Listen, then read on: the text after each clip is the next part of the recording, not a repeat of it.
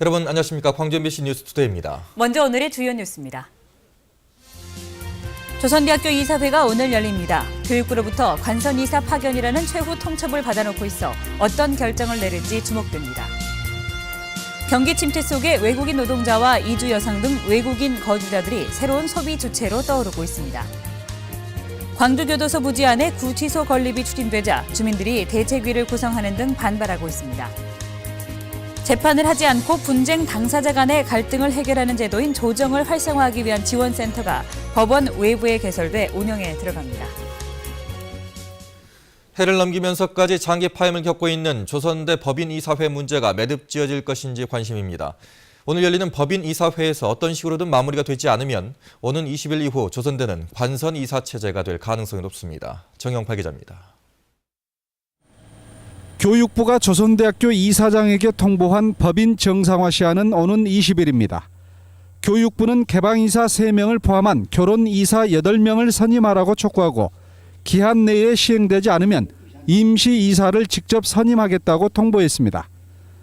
교육부는 공문에서 그동안 여러 차례 임원 선임을 촉구했지만 조선대 이사회가 결혼 임원을 선임하지 않아 학교 법인의 정상적 운영이 어려운 상황이라고 이유를 밝혔습니다. 학생들이 수업에 전념을 시키게끔 하겠다는 게 저희 교육부 입장인 거죠. 실제 교육부는 지난해 4월 26일 임원 선임을 촉구하는 첫 공문을 보낸 이후 지금까지 6번에 걸쳐 법인 정상화를 촉구했습니다. 이에 따라 오늘 열리는 이사회에서 참석 이사들은 어떤 식으로든 교육부의 요구에 부응하는 이사 선임 조치를 내놓을 것으로 전망됩니다. 반드시 이사들을 선출해서 교육부에 보고해서 제2기 정이사를 구축해야 되지 않으면 안 될 아주 중요한 시점이 와 있기 때문에 반선출해서 교육부에 보고하도록 해야 합니다. 만일 오늘 또 차기 이사회 구성이 실패하게 되면 오는 20일 이후 조선대는 결국 교육부가 파견하는 임시이사 체제를 피할 수 없게 됩니다. MBC 뉴스 정영팔입니다.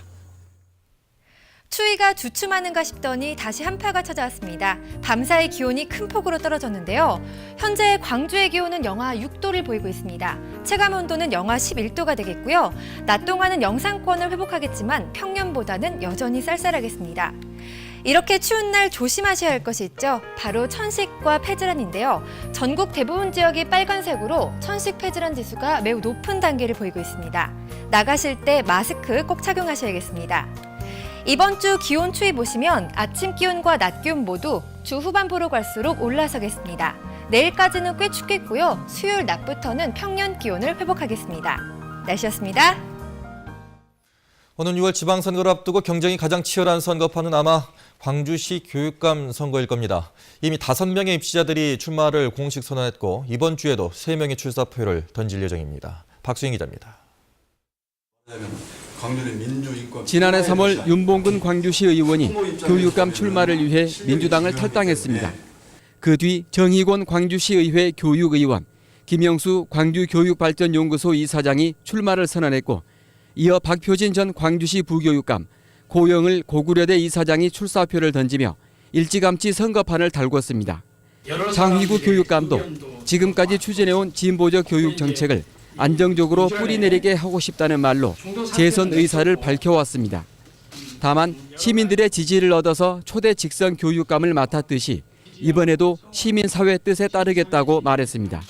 지금 시민사회 진영에서 일정하게 논의를 진행하고 있는 것으로 아는데 거기에 결정에 따라서 진보 성향 교육단체들은 장휘구 교육감과 같은 정교조 출신 정희곤 의원 등을 대상으로 진보 진영 후보 단일화 작업에 들어갔습니다.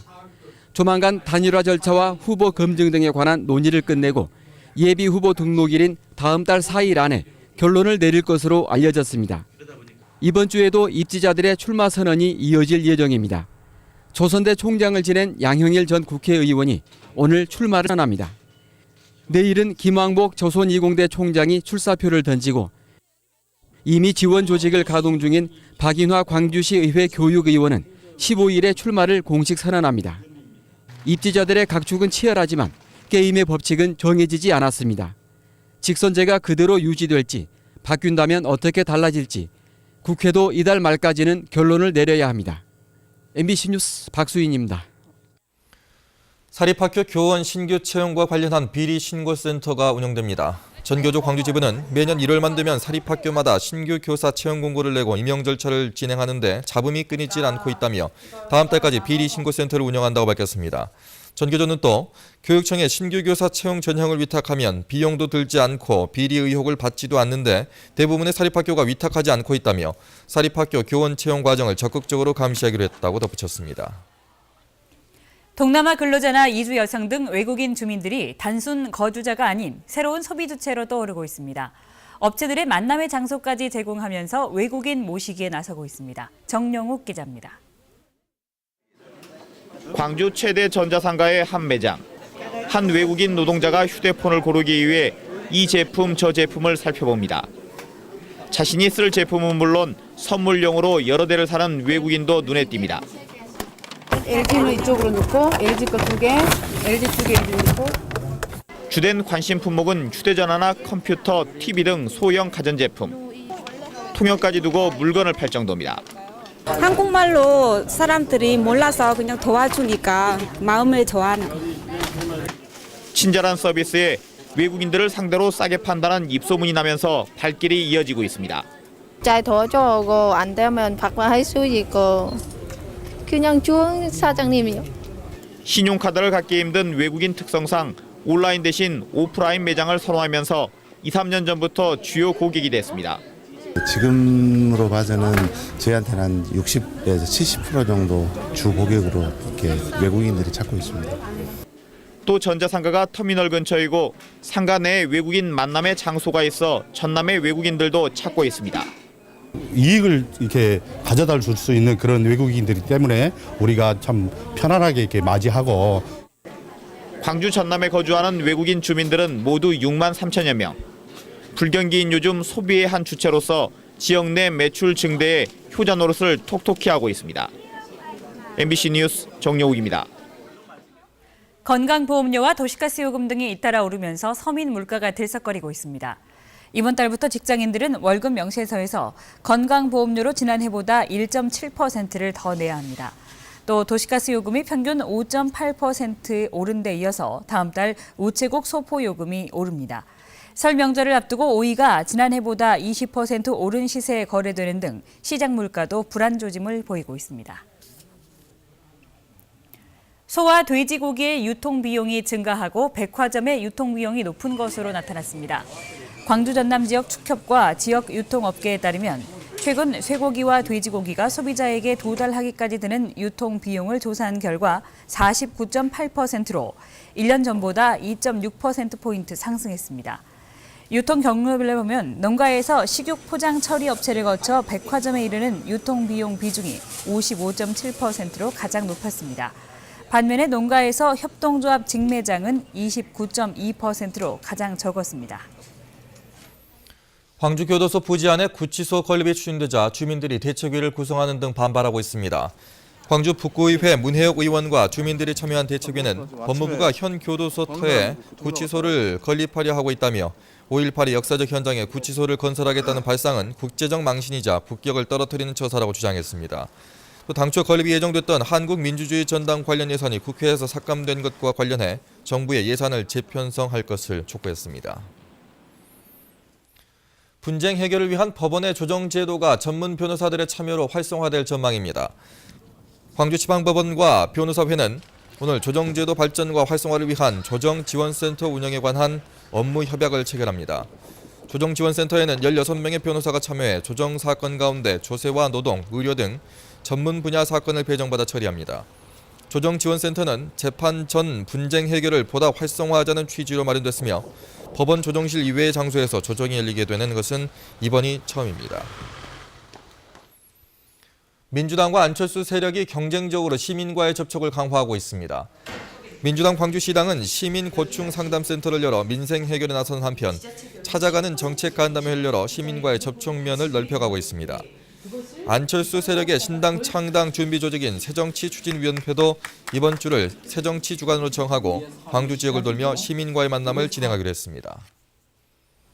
광주 서부경찰서는 광주 일대 편의점만을 노려 상습 사기 행각을 벌인 혐의로 30살 김모 씨를 붙잡아 조사하고 있습니다.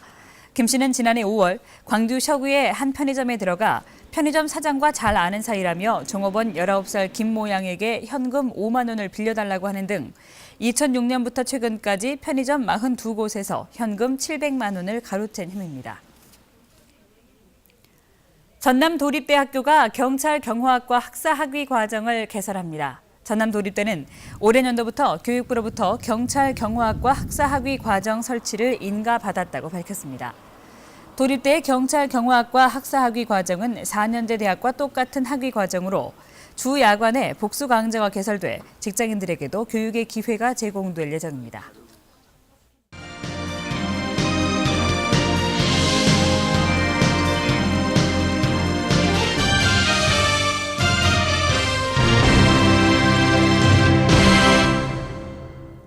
정부가 광양항 활성화를 위해서 배후부지 일부를 전략적으로 육성한다는 계획을 내놨습니다. 하지만 민간 투자 방식인데다 정작 경쟁력 확보에 필요한 예산은 올해도 반영되지 않아서 항만 활성화는 기대하기 어려운 상황입니다. 문형철 기자입니다.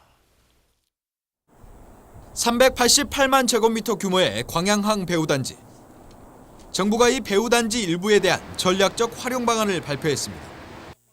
서측과 동측 28만여 제곱미터를 2종 배후단지로 지정하고 숙박시설과 판매 전시시설 등을 구축해 물류 비즈니스 기능을 강화한다는 계획입니다. 동측 배후단지는 상업시설로 개발하는 것으로 저희가 생각하고 있고요. 서측 배후단지는 현재 황금, 황길 토지구역 사업과 연계해서 도시 서비스 및 물류 지원시설을 도입하는 것으로. 즉 기업 지원 시설 확충을 통해 업체들의 입주를 유도하고 이를 통해 광양항을 활성화시키겠다는 건데 그 효과는 크지 않아 보입니다.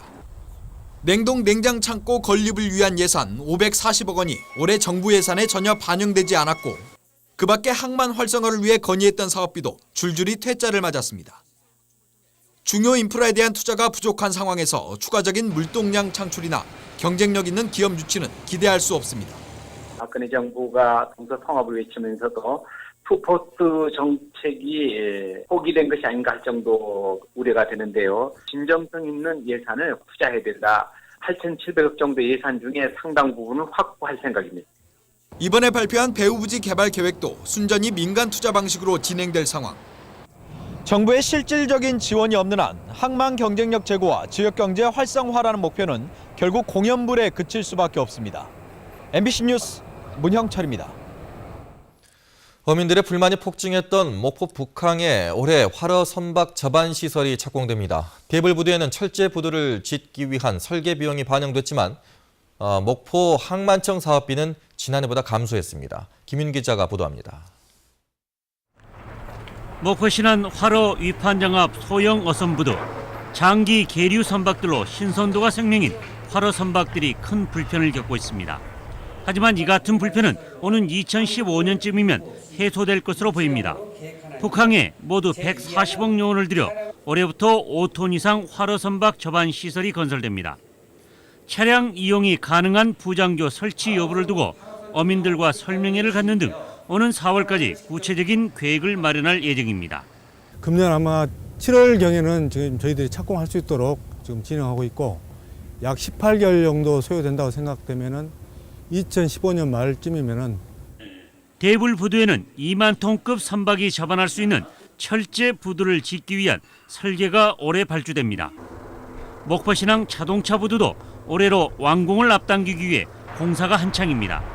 지금 공식적으로는 자동차 부두가 한 개 선석밖에 아니기 때문에 한 30만 대가 처리가 가능하지만은 기존에 있는 부두까지 합하면은 한 50만 대까지 처리가 가능할 겁니다. 하지만 목포항 크루즈 부두는 사업 타당성이 떨어진다며 올해 예산에 반영되지 못했습니다. 목포 항만청 전체 사업비도 600억 원으로 지난해보다 20%가량 축소되는 등 신규 사업 찾기가 시급해지고 있습니다. MBC 뉴스 김윤입니다. 철도 노조 파업으로 일부 중단됐던 여객과 물류열차의 운행이 내일부터 정상으로 돌아옵니다. 코레일은 내일부터 그동안 철도 노조 파업으로 인해 운행을 줄여왔던 호남선과 전라선의 KTX 열차와 새마을 무궁화호 열차 150편을 모두 정상 운행한다고 밝혔습니다. 또 광주 하남역에서 부산으로 가는 화물열차 등 물류열차 10편도 내일부터 모두 정상으로 운행돼 지역 물류업체에 숨통이 트일 것으로 보입니다. 해마다 되풀이되고 있는 광주 광산구 송정동과 도산동 일대 침수 사태가 해결될 것으로 보입니다. 광주 광산구청은 이 일대가 지대가 낮고 우수관로가 모여 있어 집중호우에 반복적으로 침수되고 있다며 빗물을 황룡강으로 직접 흘려보낼 수 있는 시설을 현재 설계 중이라고 밝혔습니다. 한편 이 지역에선 해마다 4,745세대 11,700여 명의 주민들이 침수 피해로 불편을 겪어왔습니다.